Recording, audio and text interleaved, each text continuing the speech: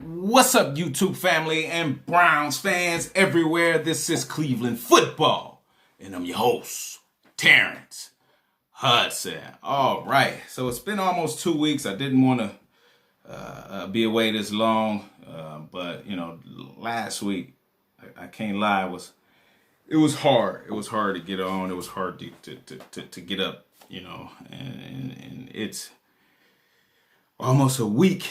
Tomorrow mark a week since the tragic death of Kobe Bryant, his daughter, and the 7 other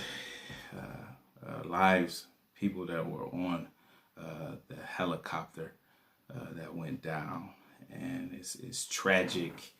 My heart and my prayers go out to all those who lives are just those who are on the helicopter, and all those families is just shattered, and it's really hard to put into words, and it's hard to think about, and it's just like it just seems unreal that happened, and it's still tough. It's not even been a week, and there's still more to do and more to process in that. And so just my heart goes out to all those affected, and it's tough. One of the things that something I wish I didn't have to say this. One of the things that bothered me, in the aftermath was, people would come out and say, they made a point to say, it was more than just Kobe on the helicopter, or more than just Kobe and his daughter on the helicopter, and there was other lives. And to me, that's a given. To me, mourning Kobe and the attention, the level of attention that he got, and that doesn't diminish the lives, of the other individuals, of the other people. It doesn't diminish the hurt, in their families and their pain. It doesn't. Kobe was a global figure and an icon, like a legend in the game of basketball, and touched lives around the world. So he's going to get that level of attention. It's like if a president or a leader of a nation or something like that was to happen, they'll get that type of attention. That doesn't diminish the other people. It doesn't. And to me, that type of language can even be divisive. I saw posts or people make stuff that, let's see the same level of attention paid when a service member lose their lives. Those are tragic situations too, but why try to pit that against this situation because it's an athlete? To me, there's a hidden agenda for people who use that type of language, and I'm not gonna go into it right now. It's I just can't go into it right now. But again, it's tragic, and my heart goes out to those people and all that lives are just changed. So I felt like I had to say that and get that out there, and then let's hop to it, move on the best way that we can. Let's look at the Browns' latest moves. We saw Stefanski. He's starting to build his staff. Bill Callahan, he was able to bring on as an offensive line coach. Callahan is regarded as probably, if not, one of the best offensive lineman coaches, one of the best offensive line coaches in the game, if not the best. So I'm happy with that move. I feel confidence there.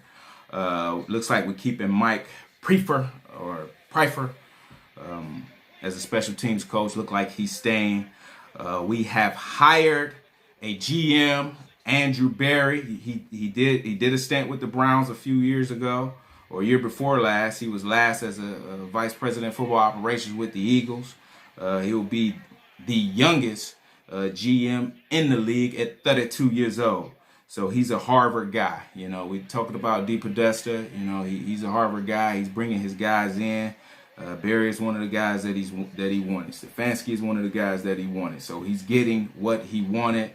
and it's supposed to be lining up where everybody's on the same page. Head coach, GM, football operations, or vice president, or on down the line. So it's supposed to be matching up, getting the people who he want. So hey, it's to me it's a wait and see. It's a wait and see game. Barry, he is one of 2 African American GMs, in the league, and that was, that's a point of contention where a lot of these positions, GM, a lot of the top front office positions, head coaching positions, it's like it's tough for African American coaches to crack those ranks, or minority coaches period to crack those ranks. And so that's good, in that sense, that the Browns is, looking to add some diversity in these areas. We picked up another coach, Callie Brownson. She'll be the first female coach to hold the title, chief of staff. So she'll be working right up under Stefanski, right up under the head coach. What her role will be in detail, to me, it remains to be seen. She was with the Bills staff last year as an intern, and I'm all for it. If she come to work like any other coach, like anybody else, if they do their homework and they come to work every day, she do her job, she good at it, I'm all for it. I know it's like, man, it's football. This is a man's game, and it's not too. We just got the first female referee a few years ago. We see a female coach in San Francisco, so this is uncharted territory. It's uncharted waters. I think the Jets may have had a female assistant or intern, a couple years ago as well. But I'm all for it, man. I once coached junior high football. I was coaching 7th grade, and one of the 8th grade coaches, his wife was the offensive line coach, and he would always say she's the best offensive line coach he's ever seen. And I watched her, and she was good. She was a good coach. If you can coach, I don't care. You male, female, you can coach. You come to go to work, you do it. High school, our track coach was a female. Shout out to Coach Winston Johnson. She was my track coach. She first seen me run back a kickoff. I play in Little League. I run back a kickoff. She worked Parks and Rec, and she on the sideline. She said, "Oh, you running for me?" She went and found me that next week in school. Had me out there running track. Track season came around. I can remember winning a track. We won a track meet in Bel Air, Ohio, and the winning coach would receive a watch, and she showed up to the award stand to get her watch, and they looked and they didn't realize that we had a woman as a coach. They said, "Oh, we sorry, all we got is a men's watch." But, she took that watch anyway. So shout out to Coach Winston Johnson. But I'm all for adding diversity. And if a female, shoot, she can coach her. Hey, let's go. Let's get it. We saw that Alonzo Highsmith is out. He was vice president of player personnel. It looked like they mutually agreed to part ways. It doesn't look like he was fitting into the equation or the direction that the team was going. So I'm sure he will get another opportunity somewhere else. It just looked like we're going in a different direction. Steve Malin was the director of college scouting. He was let go as well. So again, we're going in a different direction. A lot of these, Alonzo Highsmith was one of Dorsey's guys. Malin, I think he was under the Dorsey regime as well. So moving guys out and Podesta's putting his imprint in. And again, to me, we're gonna have to prove it, because it's a lot of unknowns. We got a first-year head coach. We got a first-year general manager. I don't know what we'll be able to do in regards to scouting, who we will have in that area. So it's still a lot of unknowns. And there's certain things that I'm gonna have to see before I start to really feel confident about next year. I just have to be honest, and I'll be dropping that soon. How you will know the Browns are for real about winning in 2020. There's some certain things that I'm going to need to see. I'm going to need to see in the draft, that I'm going to need to see as far as the players, their actions and things that they'll, should be doing in the offseason. If it's certain things that I don't see that I should see, then, hey, it's going to be a lot like last year. I'm sorry.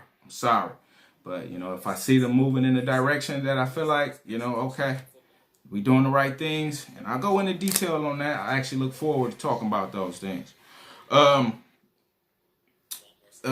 Defensive coordinator position. Defensive coordinator position. It looks like we are waiting for Joe Woods. All right, right now he's the 49ers defensive back coach, passing game coordinator. He getting ready to play in the Super Bowl less than 24 hours from now. And it looks like he's going to be the guy. So I'm hoping for a big night for him and his guys, and he could just go out with a bang, and into a new job.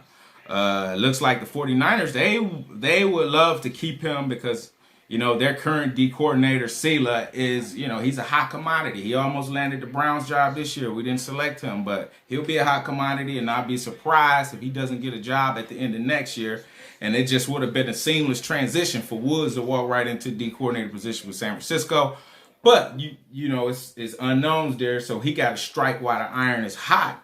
And if the Browns want him, this is his opportunity to get a D coordinator job. Hey, he go take it. He's 49 years old, from North Vandergrift, Pennsylvania. Like, where is North Vandergrift?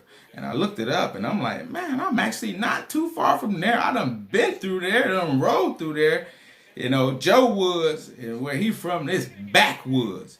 And it ain't too many brothers out there. So, but he done been around. He a lot of experience, man. He done been with, in the NFL since 2014, since 2004. I'm sorry, 2004. Time in Tampa Bay, Minnesota, Oakland. He was with Denver on their Super Bowl run, if I'm not mistaken. He was a defensive back coach then, and then sent San Francisco over last year. And then I saw he was a defensive backs coach at Western Michigan from 2001 to 2003. During that time, I was at Toledo. So, he would have played against his guys that he was coaching. And just, man, it's, he'll be a first-year defensive coordinator. So it's going to be a lot of first year, coming into next year. But his experience, I think, will help, and I don't have as much concern about, bringing him on in his role as the defensive coordinator. But I know the Niners would like to keep him. So the Super Bowl tomorrow, what's gonna happen? Man, I think it's gonna come down to those four guys up front for the San Francisco 49ers, and if they could get pressure with four, and they could get Mahomes off track, they will have a chance to win the game. They could create a turnover, get pressure with four, they will have a chance. They could get off the field on third down, and I know that's a lot of what ifs. Anybody will have a chance to win if you could do that. But if they could do that against the Chiefs, they'll have a chance. I really do. Because they're not only slouches on offense. They got some guys too. That Deebo Samuel, that Kittle, the running back. These guys got some speed. So, they got some guys too, and they just been able to run and pound teams in the ground. So, they haven't been in the past. I think they threw 8 passes in the championship game and blew the doors off Green Bay. So, hey, and I think for the Chiefs, it's going to be a matter of staying on schedule and protecting Mahomes, because these guys can score from anywhere, anybody on the field, and it's going to be, oh my goodness. Like, I'm man, they got their work cut out for them. But I think it's going to come down to up front with the 49ers. And if they could do that, they got a legit chance to win this game. The Chiefs has gone down in both games and gone down kind of big, but they would have been able to overcome it because they so high powered on offense, and once they got on track, it was just over. But it's different. This is a Super Bowl. You get down big. Sometimes guys tend to press and do things that they wouldn't have never really. You get to play outside of yourself in the game. Outside of the scope, and start doing things that you don't normally do, and not doing your job and trying to do everybody else's job because you're trying to do too much. So, you get down big, it's possible that could happen. But hey, who knows, man? These guys look loose. I know a lot of people is rooting for Andy Reid. to get a ring as a head coach. I didn't know he was on that Green Bay staff that won back in was it '96 with against the Patriots. So he got a ring as an assistant, but it's different, when you were head coach and you the guy at the head. So a lot of people was pulling for Reed. He's really world renowned or real regarded. Okay, that's my wife telling me dinner's ready, so I'm gonna get down there and go eat. What we having? I think we having chicken salad, so that should be good. I'm thankful for that. But yeah, let's see what happened after this Super Bowl. Let's see what happened with the Browns. Be looking out. How you know the Browns are for real about winning in 2020. I can't wait to get that out there. Let's get it. I ain't forgot about Odell. I'm gonna address that. I ain't forgot about Hunt either. I'm gonna address that, and we gonna get it going. So hey, enjoy the Super Bowl tomorrow. If you're out, you're going to parties, be safe. Have a designated driver if you need one, and enjoy the game. So hey, if you like, hit the like button. Be sure to share. Be sure to comment. Be sure to subscribe.